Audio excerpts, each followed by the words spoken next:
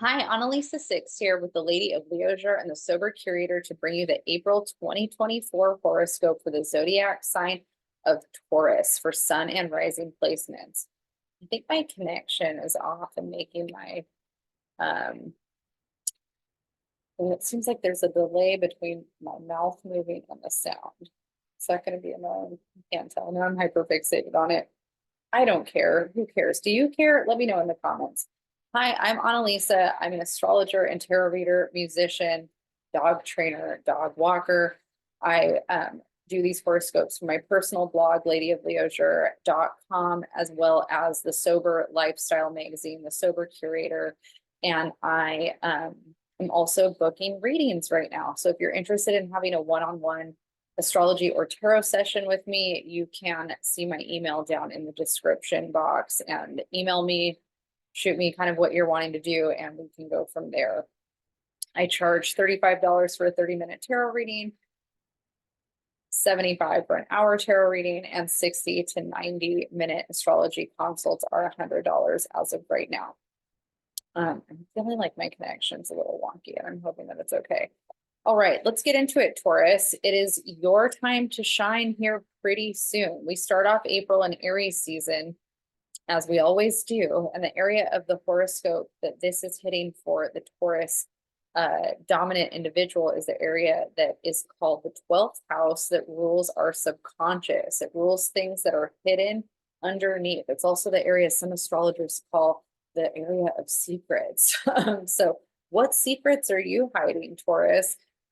This is an area where you're reflecting a lot on your relationship to self in the sign of Aries. So Aries rules the self, it rules our identity, the way that we are kind of personally relating to life, not necessarily outward, just kind of in here. And when we have a lot of Aries energy in the 12th house, there could be maybe more of this hidden world around how we're relating to self that is coming up for reflection. Our dreams are enhanced during this time. If you've had anything from the past come up that you've been reflecting a lot on or thinking about, that's a big theme during this time. We also start April out with Mercury stationing retrograde in the sign of Aries in this area of the chart. So I would say this is based off of the astrology, but also an intuition that I'm having right now for a lot of Taurus people is almost like unlived potential or unlived dreams. So if you're at a place in your life where you're starting to feel like there was some kind of missed opportunity in your life, some kind of dream or wish that you had that you've always wanted to fulfill, but you, for whatever reason, life kind of took you in some other direction and you never really got to fulfill it. Those feelings of wanting to fulfill that dream might be coming up for you during this time of April. There's a lot kind of around the 12th house that feels that way to me for the Taurus individual. We have the sun, we have the North Node, we have Chiron, and we have the Mercury retrograde in Aries. Repressed anger and repressed trauma could be coming up during this time too, and it'll come up through dreams pretty much for a lot of Taurus people. And if you're somebody that doesn't remember your dreams, that could also be something that's signifying that there's even more repressed kind of feelings that, your conscious, your awake in life doesn't really want to acknowledge or deal with. This area of the chart is also extremely artistic and creative. It's where kind of our imagination lives. And so you might be having a lot of insights around, this is kind of where that unlived potential is, like a lot of ideas. And, a lot of Taurus people are very creative and very artistic. And so this is an opportunity for you to kind of lean into that and say, how can I unlock or unleash some of these ideas? What's a healthy way for me to do that? What's your relationship to anger? What's your relationship to how you communicate feelings around anger? I bought a book recently that is called, this is like the Mercury and Aries book that I'm reading right now, Communicate Your Feelings Without Getting into a Fight. This is a book that I was talking about in the April astrology forecast that I think is relevant for all of us while Mercury is retrograde in Aries and the cardinal fire sign of Aries.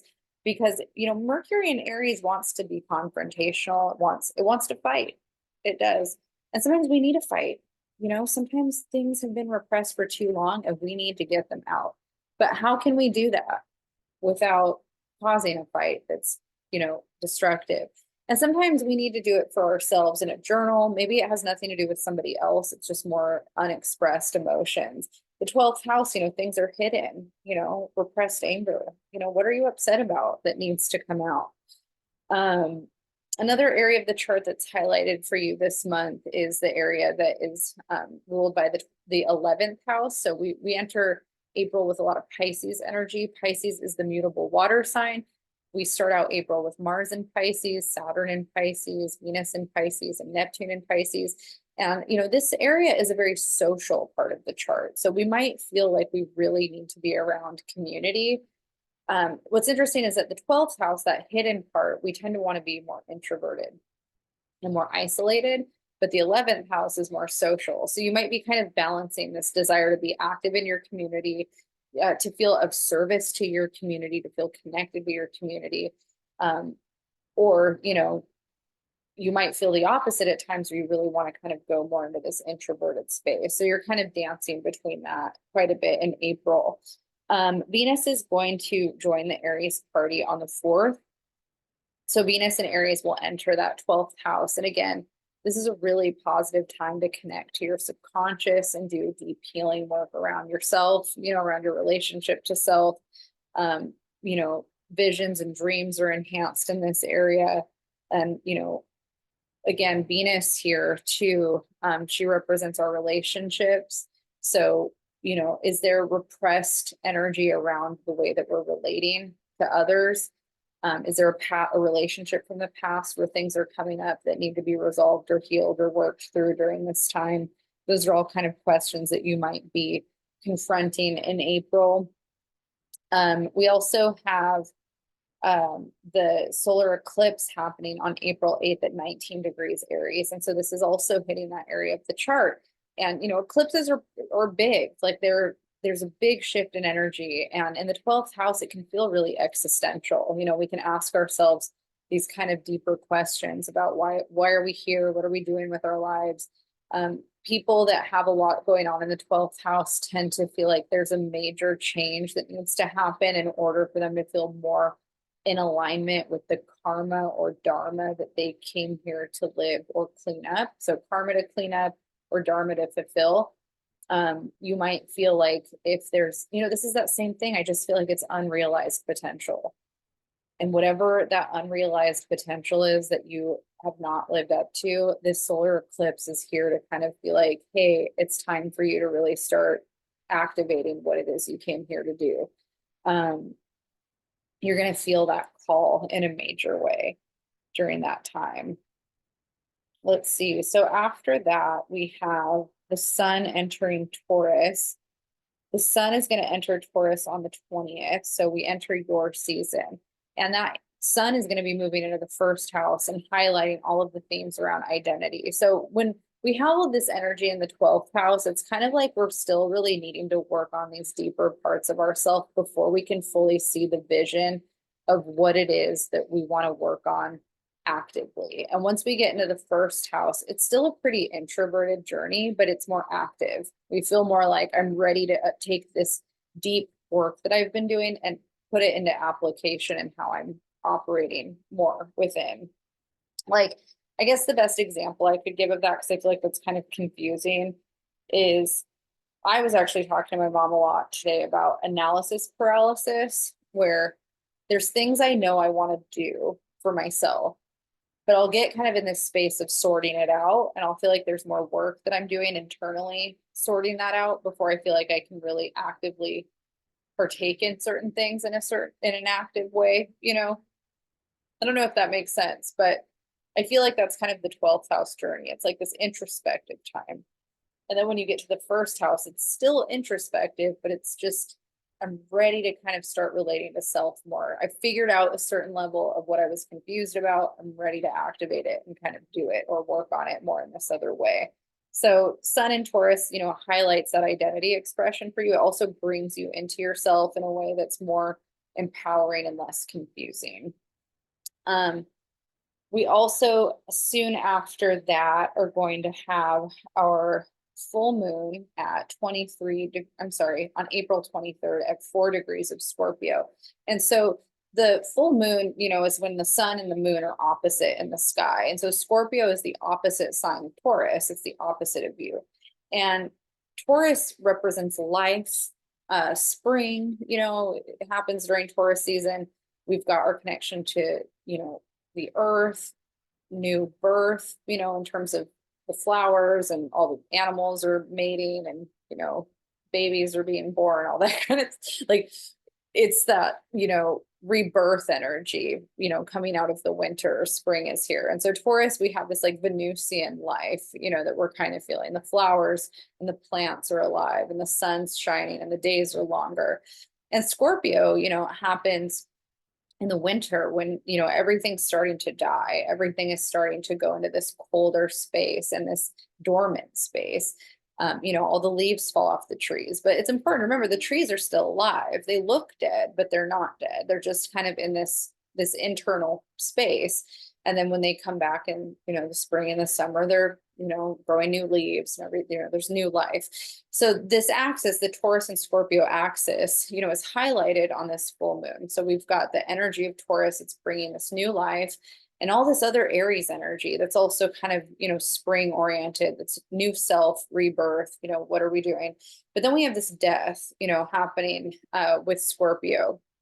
And the area that is happening in is the area that rules our relationships. We've got the Scorpio full moon hitting, in the opposite place of where Taurus is, having this kind of identity expression or identity rebirth. We have maybe this, kind of death and how we're relating to other people. And so the full moon, is here for us when we want to manifest and call things in. It's also here when we're ready to release and let things go. So for you, it could be, there's a new way you're relating to yourself, and that's changing the way you relate to your relationships in some form or some manner. Or is there a relationship that you need to let go, you need to say goodbye to, whether it's romantic or a best friend or a business partnership. Or you could be asking the universe, like, I want to call in and manifest more of these types of partnership dynamics. And I'm letting go of maybe an old way that I used to relate. I have a lot of friends who I've gone through cycles with where, maybe there was a certain time in our lives where it made sense for us to be friends in a creative project, or, we hung out, we talked all the time.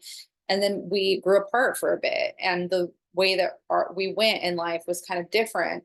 And then some time passed, and then we came back into each other's lives after we had time to do some work on ourselves. And we redefined the nature of how we related to each other and our friendship. And it was really good for our friendship.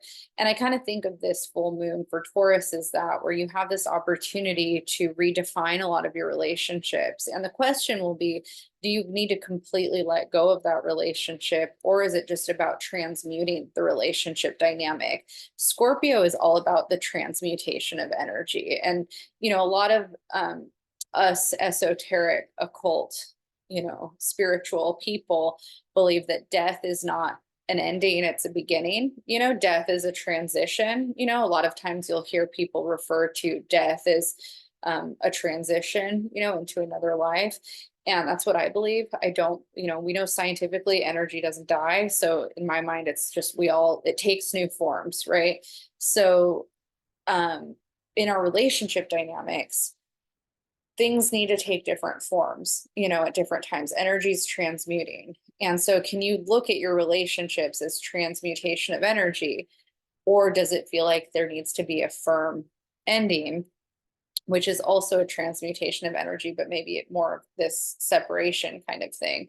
And only you'll know that. I think that every Taurus is different and every Taurus's journey is different, but this moon is kind of there to bring up some of those questions. So it'll be interesting to see, that April 23rd. And, Mercury retrograde in Aries is kicking up a lot of dust for a lot of us during this time. I mean, confrontation and facing some hard truths, and some things that we're maybe resentful of or angry with could come up. And that could be kind of by that April 23rd full moon. You're like, hey, I'm ready to kind of move on from this dynamic. I'm over it, so that's something that could be really prominent for you at the end of April.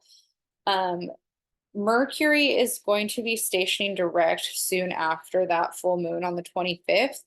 And so we've got, Mercury direct in Aries for the rest of the month after that, which will be a nice kind of moving forward after that full moon. And then Venus is going to enter your sign of Taurus on the 29th, which is great because Venus is your ruler. Venus rules Taurus, and it's going to be entering that space of the identity. So this is such a positive time for Taurus people to just get really clear on who you are, what you want, how you love yourself, self-care. I think of the Empress card in the tarot with this energy going into May. So the end of Taurus season, or yeah, the end of April, but still Taurus season, beginning of, May is this Empress energy.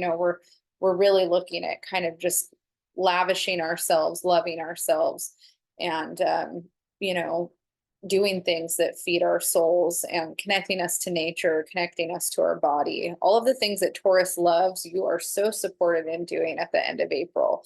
So that should be a really good energy for you. One of the things that I didn't really touch on was Mars and Pisces during the month. So Mars is going to be in Pisces for all of April, and it is hitting that area of the chart that has to do with social circles, friends, groups, all of that. And Mars here can be a little volatile, especially in Pisces. We could be overly sensitive to the energy of other people. There could be some conflict in some of our friendship dynamics. And again, this kind of plays into the Mercury retrograde in Aries, and then that segueing into this full moon in Scorpio. There's definitely going to be some relationships that are on the chopping block for you in terms of how the dynamic is going. Doesn't mean that you're going to necessarily end a relationship, but you might be ending the way that you once, related to that person, or, you guys might be redefining the nature of how you communicate with each other.